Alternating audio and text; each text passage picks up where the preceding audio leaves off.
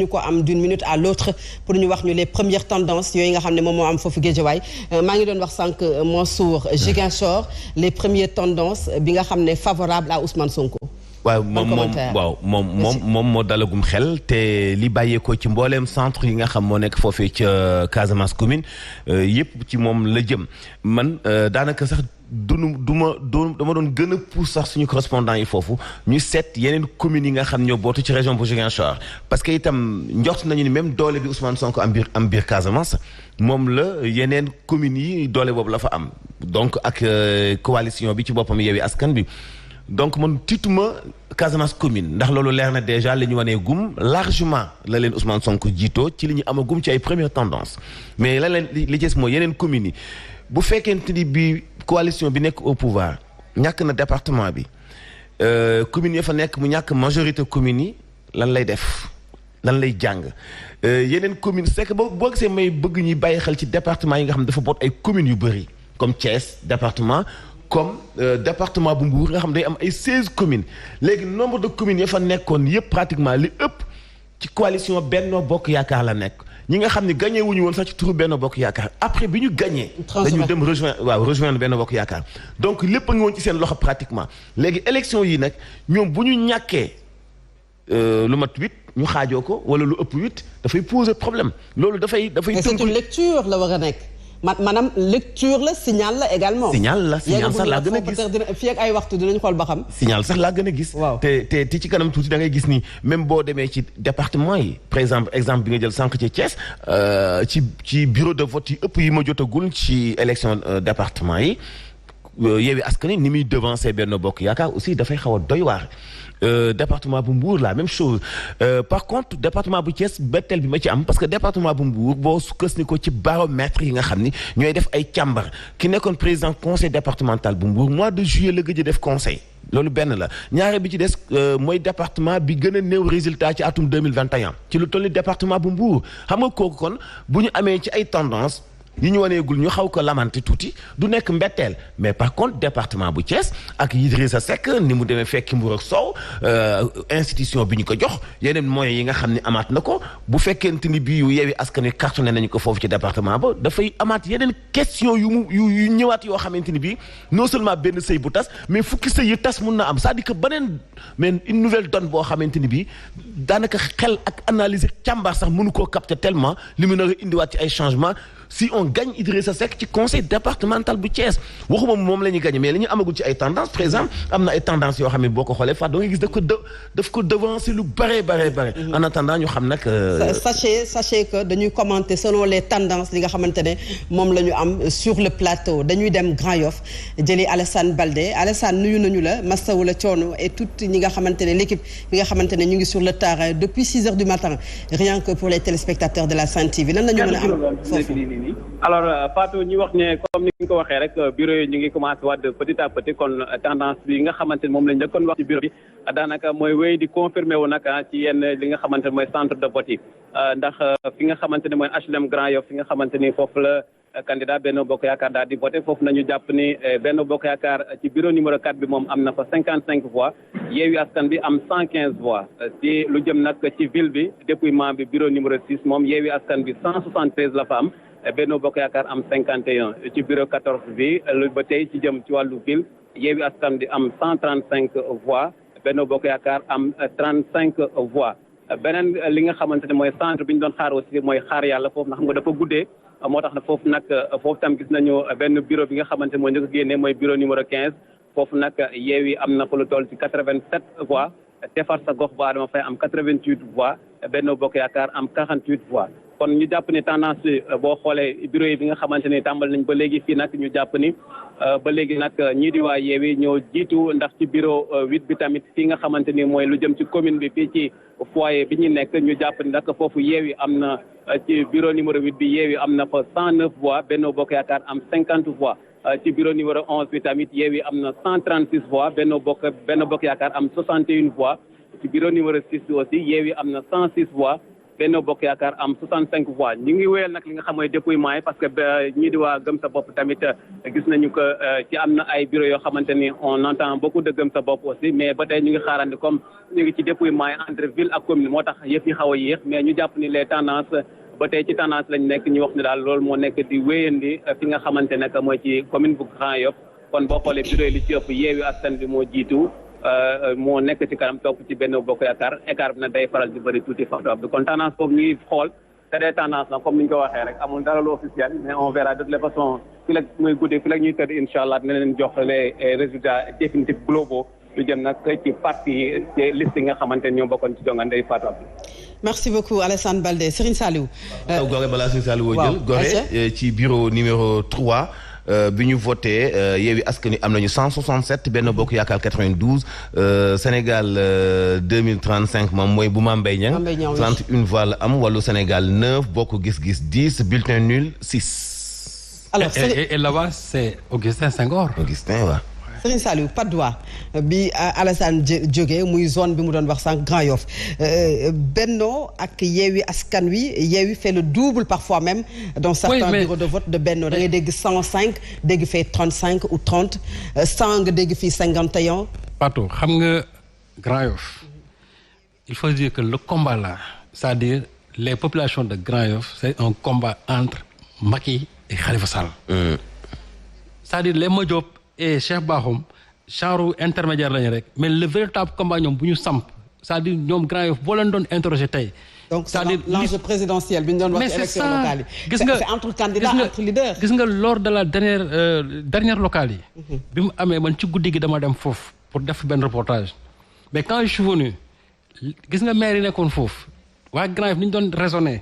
ñoom dañu jàpp ne ñu ne même si Khalifa na bu même su fi deful dara. il n'est pas question que dans ce fief-là Khalifa perde fii c'est-à-dire que loolu newul sax vote programmatique mais c'est-à-dire ça devient maintenant un vote purement affectif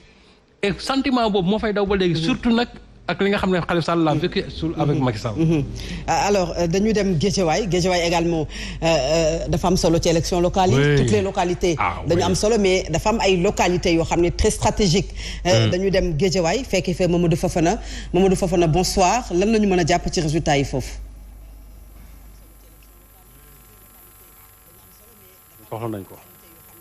Mamadou Fofana xam naa dina ci ñëwaat ñu bàyyi la nga yeggale fi nga nekkoon ci Grand Yoff. waaw bureau 2 ci école Adolphe Diagne Benno Bokk Yaakaar 103. Yewwi Askan Wi numéro 2. école Adolphe Diagne. Benno Bokk Yaakaar 103. Yewwi Askan Wi 106. Gëm sa bopp 9 Wallu 11 dañu tënk rek ñi nga xam ñoom ñoo gën a kii quoi ñoo gën a am gën a rëy bu dee ci beneen bureau muy bureau numéro 6 Benno Bokk Yaakaar 105 Yewwi Askan Wi 103 Gëm sa bopp 8. alors foofu là-bas c'est très serré. foofu aussi c'est très serré. c'est très serré. et là-bas c'est Lat Diop je crois. c'est Lat Diop ak Khadija Mahécor de PASTEF de la coalition Yewwi Askan Wi Assane Ba également Cheikh Omar Sy ils sont nombreux à Golf Sud waaw et c'est là-bas où Néné Fatoumata Tall devait se présenter ñu xañ ko jox ko Lat Diop waaw maintenant li fi ñu nekkoon ci Grand Yoff par rapport aux premières tendances pour Grand Yoff boobu aussi dégg naa mu ngi def feuille flamme ci diwaanu Kaolack waaw ànd nawle mu ngi ci 133 coalition Yewwi Askan Wi 18 Benno Bokk Yaakaar 106 ci bureau numéro 3 beneen bureau Yewwi Askan Wi mu ngi ci numéro 20 ànd nawle Serigne Mboup 138 Benno Bokk Yaakaar 113 beneen bureau itam coalition ànd nawle mu ngi ci 143 waaw dinaa ci dellu saa mu gën a kii parce que tellement ñi ma yónnee yenn résultats yi dafa am yenn yu ñëw xaw ko tëbal mais mu ngi woon ci 143 donc devancé leen lu bëri ànd nawle bu Serigne Mboup Fatou Abdou. alors Mamadou Fofana bonsoir. oui Fatou oui bonsoir. voilà donc très rapidement quelques résultats yi nga xam ne am naa ko donc il faut retenir que commune bu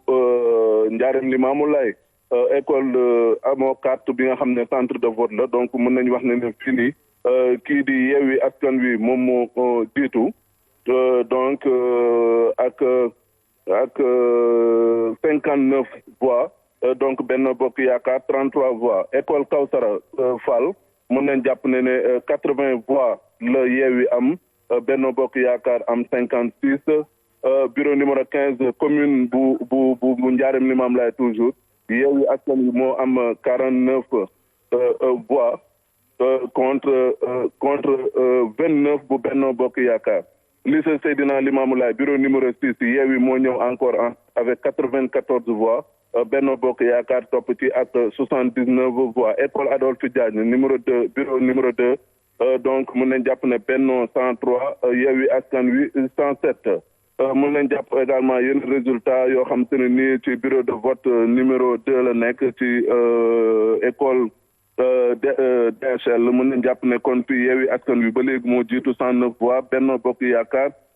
66 voix bureau de vote bon kon voilà donc mun nañ wax ne kon fu mu nekk nii daal ne Yewwi Askan Wi tendance bi lu mu joxe gum daal ci école yu ma amagum pour le moment donc ñoom ñoo arrivé gum en tête.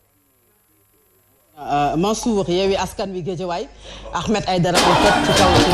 kaw Aliou c'est important. man xam nga sant bee ma réer. olof dafay wax Aliou Sall. alors muy coalition Yewwi Askan Wi ak coalition Gëm Sa Bopp. dafa am ay benn liste yoo xam ni yenn coalition du may sax bëgg di tudd seen borom tellement ni ñu mel ci man dama ci éviter di ci wax. parce que tellement dafay mais mënuma bañ a. Non vraiment dama ci am joie nag on va pas arriver non bu ñu dem ak émotion. parce que là moom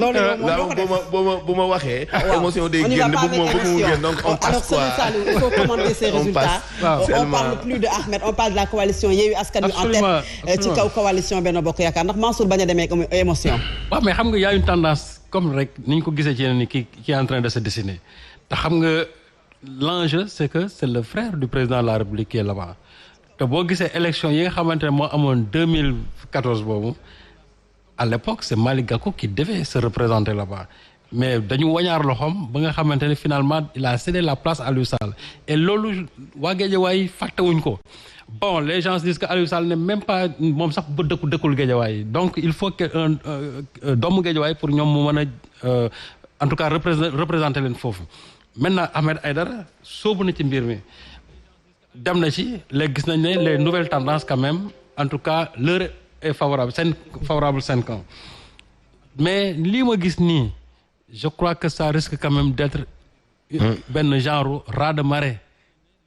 de Yewwi Askan Wi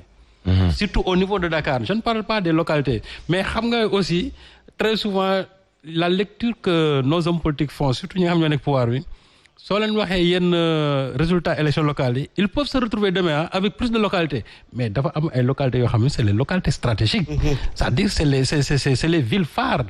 mooy ñi nga Parcelles oui moom la c'est-à-dire Dakar c'est-à-dire nga jël ay Kaolack ay Saint-Louis loolu c'est-à-dire dëkk yooyu ay Ziguinchor loolu pouvoir bu ko perte et d'ailleurs loolu moo indi woon Benno Siggil Sénégal li ma su noonu léegi en 2009 c'est-à-dire toutes les grandes localités à l'époque Benno Siggil Sénégal les avait gagné pouvoir en place bi ñoo leen ëppoon ay localités foofu mais localités yi nga xamante ne boo demee man sama koñ Parcelles sax ñoom ñoo leen ëpp ay nit en fait localités yooyu man je n'ai rien contre ces localités là mais en réalité c'est des localités qui ne sont pas du tout représentatives donc daf ci am ay localités phares yoo xamante ne nii foofu la bataille bi nekk moo tax sax ñu ne Dakar c'est la mère des batailles aujourd'hui ce qui est sûr et certain mooy Dakar gii coalition bu ko fi gagné jàppal ne législative yi su ñëwee di nga ko gagné élection 2024 yi ñëw da nga ko gagné parce que li ñuy wax naan local la nii c'est vrai mais soo gisee engouement bi ci am ak jeunesse bi ni ñu ci taxawee